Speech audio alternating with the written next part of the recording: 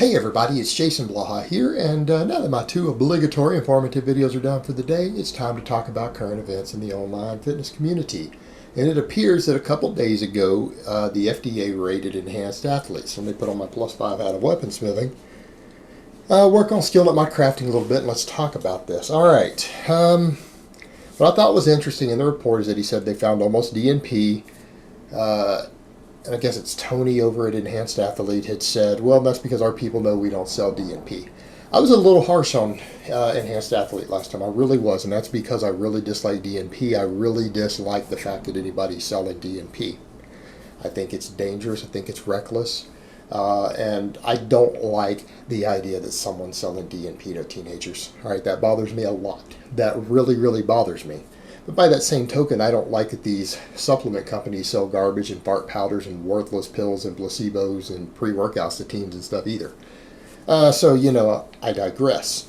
But the fact that he's saying they don't carry DNP is kind of a shock to me, because back when I made that other video, I went and looked at his website and they had a fat burner that had DNP as one of the ingredients. Now, if they have subsequently quit selling DNP, they decided for whatever reason they don't want to sell DNP, all right, I'm okay with that.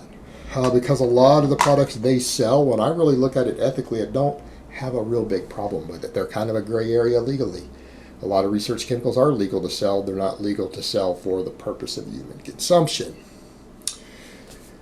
We get into a tricky gray area. I'm not a lawyer. Okay, I'm not a lawyer.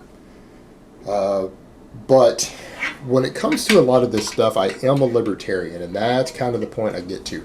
I'm not real big on government jumping in and controlling businesses outside of absolute necessity. I understand some oversight is required. Some oversight is required for public safety when it comes to big companies and products and things. Again, companies need to be stopped from selling poison to people, but the supplement industry is exempt from that. A lot of you guys don't know that. That's the problem we get into with the whole supplement industry in general. And so when someone's selling research chemicals, I'm not seeing it as even as bad. As people say, what? Well, the reason it's not as bad, research chemicals is taking the same risk as supplements, but they actually work. Most research chemicals actually have studies showing they do something. 95% of supplements do absolutely nothing. They're completely worthless. They're a complete waste of money. Some of these $50 supplements people are buying aren't worth 50 cents. Unless you're buying it to recycle the plastic tub or something. They are completely worthless. They're a complete waste of money. I mean, the first one that comes to mind, branched chain amino acids, proven now. Completely useless supplement. Does nothing. Nothing that anyone thought it did. Nothing. And that's meta-analysis. So anyone selling that crap is a con artist. At least research chems, a lot of them have clinical trials showing they actually work.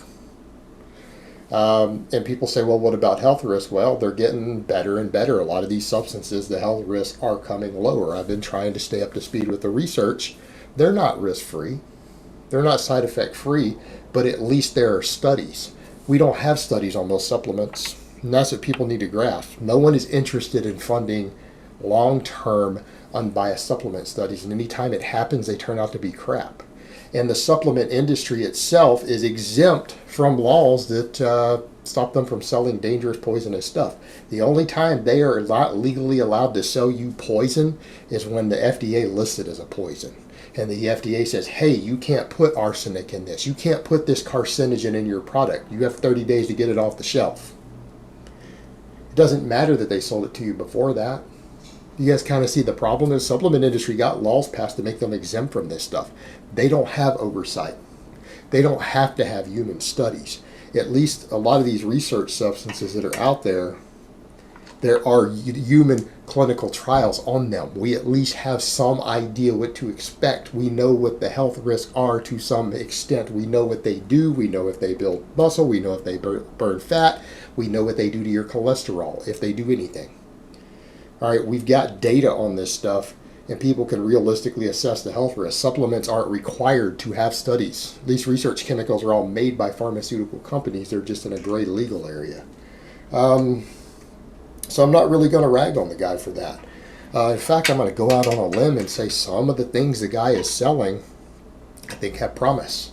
Because that's the thing we get into. There's our ethical dilemma. This is why laws go into place, is to protect the public interest. Well, I don't know. I think that's a little hypocritical when substances that carry, modest to low risk become illegal to sell to the public, but there's a McDonald's on every street corner. Anyone seen the death toll from heart disease in the United States? Anyone look at the figures on heart disease, cancer, diabetes? This is what kills you. I mean, people are sitting around worried about gun violence. I'm sorry, you're 1,000 times more likely to die from a heart attack in America than you are from a gun. Okay, 1,000 times. 1,000 people are going to be killed by heart attack for every person who dies from a gun. And I don't care whether that's from a criminal or the police or anything else, okay? Heart attack is killing the hell out of this country.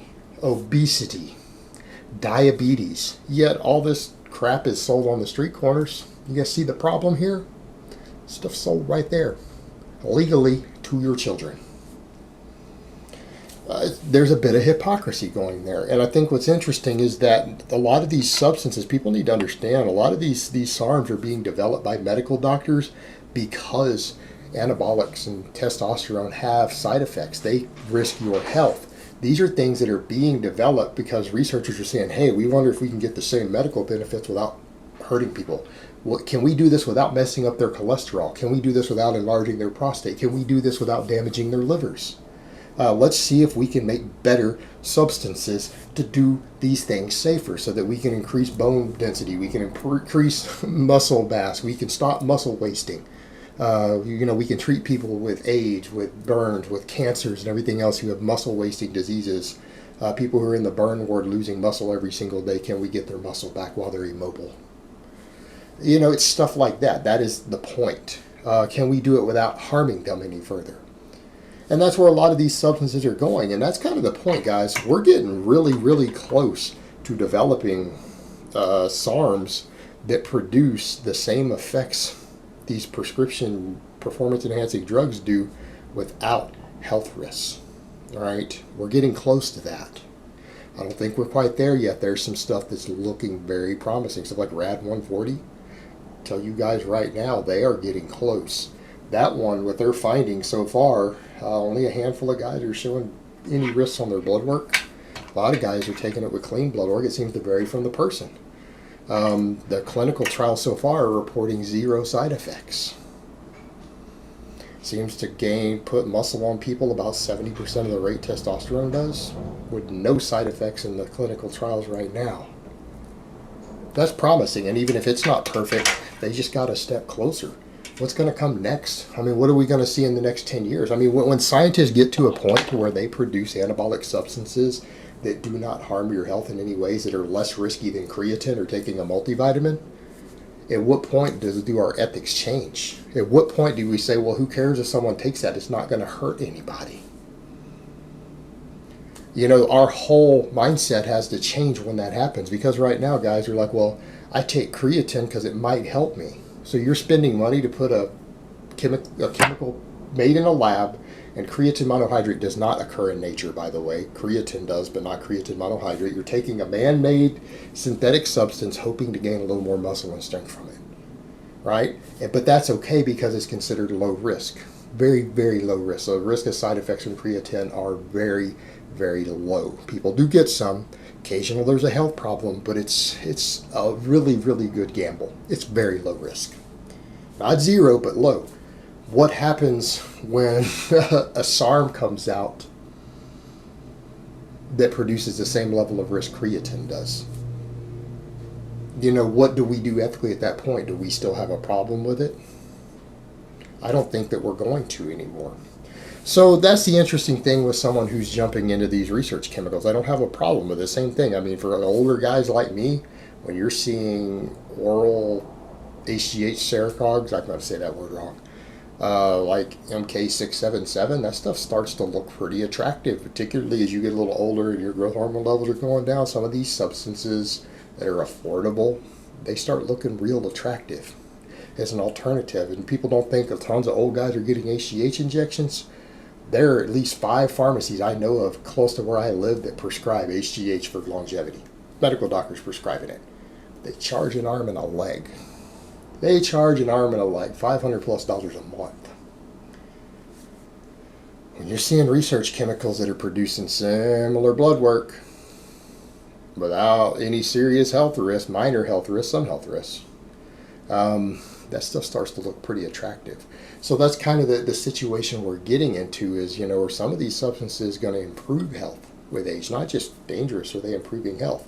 I don't know. We're on the cutting edge of that. And right now, these research chemicals are in a gray area legally. I'm not going to knock someone for being an entrepreneur and jumping on that. So here's the situation. The FDA cleared them. They rated their stuff. They took a lot of their products, offhand their raw materials, and they're giving it all back. Their FDA re-cleared them to stay in business for now. Because again, they didn't find the DNP, which is what they were really looking for, I guess, because that is illegal. And if they were still selling DNP, I'd have a problem with that. But if they aren't selling it anymore, then I'm going to step back and say, okay, I don't really have a big problem with this guy. I really don't. I don't. As a libertarian, I don't. You're leaving it up to people's individual ethics to decide what they're going to do with purchasing a product that is technically right now legal. Probably a lot of these things are probably safer than half the crappy supplements on the market. At least they work. At least they work. You say the same thing about BCAAs. How many people out there have spent $500 or $1,000 in their lifetime on BCAAs and it turns out they don't even work? They don't do anything. Nothing. Completely useless. Completely useless. But yeah, they cleared them to open as soon as the fire marshals determined their facility. There was some issue with electric outlets, apparently. They can't produce anything else other than the inventory they have until the fire marshal re-clears them for fire code because of some issue with some electric outlets. So interesting that they got popped again, I guess because of some of the DNP stuff online. Turns out they aren't really selling it anymore, which again, I'm very glad to hear that, because that has been my biggest criticism so far. When I've been critical of Enhanced Athlete, that has been my criticism. I don't want to see DNP being sold to kids. I've got a problem with that. If they are no longer doing that, I don't have an issue with them. I don't have an issue with what they're doing. Dr. Tony, or whatever he goes by, his personal life aside in Thailand, whatever he chooses to do over there, that's his own business. I don't want to know. I don't care about any of that. That's his personal sex life and everything. Not my business. I don't really care. I only care about what's going on professionally, what's going on with the interaction with customers. It just is what it is. I just don't have an issue with people selling research chems. I really don't. So glad to hear that the DNP isn't being sold. They're going to continue to stay in business within the current confines, kind of skirting the edges of what the laws are allowed. But, like I've said before, I'm a libertarian. I'm a libertarian when it comes to business. I don't believe in just massive overreaching government infringement on businesses. I understand there are times when government needs to step in. I think all of us understand that. We all agree. Businesses shouldn't be allowed to just be horribly unethical and do terrible things and harm people. But businesses need to be free to operate inside of a free market. Everyone prospers when that happens. The customer prospers, the person selling stuff prospers, the economy prospers. It's a win-win all the way around. All right, guys, but that's really all I have to say on that today. I hope it's been informative, and I will talk to you guys next time.